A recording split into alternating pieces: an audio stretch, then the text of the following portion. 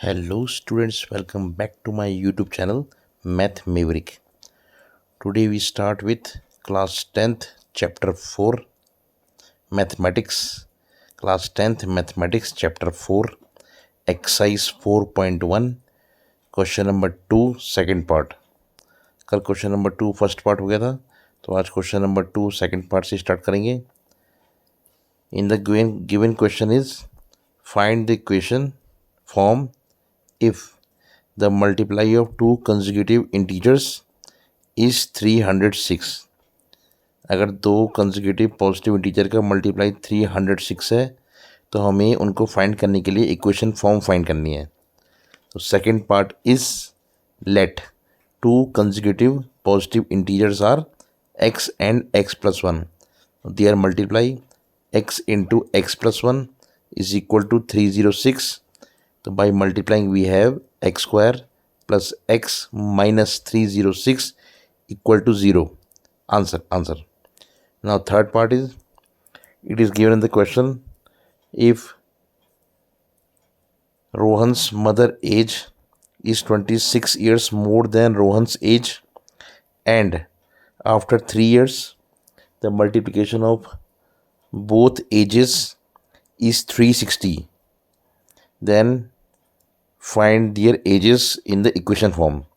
मतलब रोहन की उम्र और उसकी माँ की उम्र उससे 26 साल ज़्यादा है, 26 साल ज़्यादा है, और 3 साल बाद दोनों की उम्र का मल्टीप्लिकेशन 360 हो जाएगा.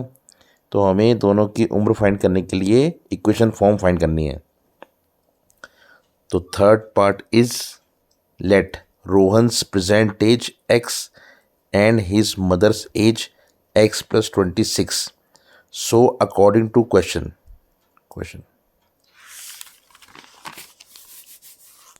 3 साल बाद तो x plus 3 multiply x plus 26 plus 3 is equal to 360.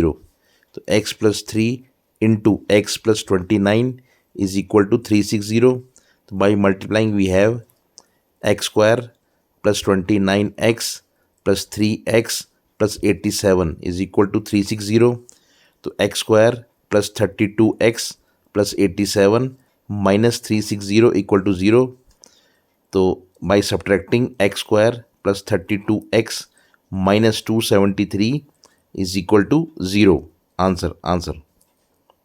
Now fourth part is, it is given that find out the speed of train in the equation form. If train take its speed 8 km per hour less, then it take 3 more hours to cover the same distance of 480 km. then find the equation form for speed of train. मतलब कोई train है जो uniform speed चल रही है और उसको 480 kilometre की डिस्टेंस कवर करनी है. अगर उसकी स्पीड 8 किलोमीटर पर आवर कम हो जाए तो उसको सेम डिस्टेंस 480 किलोमीटर की कवर करने में 3 घंटे ज़्यादा लगेंगे. तो हमें ट्रेन की स्पीड फाइंड करने के लिए इक्वेशन फॉर्म फाइंड करनी है. तो फोर्थ पार्ट फाइंड करनी है. तो fourth part is let the speed of train S and distance D equal to 480 kilometre and time equal to T, then distance equal to speed into time. तो 480 equal to S T, equation 1. And if S is less than 8 and T more than 3, तो S minus 8 into t plus 3 is equal to 480, same distance. By multiplying we have to st plus 3s minus 8t minus 24 equal to 480.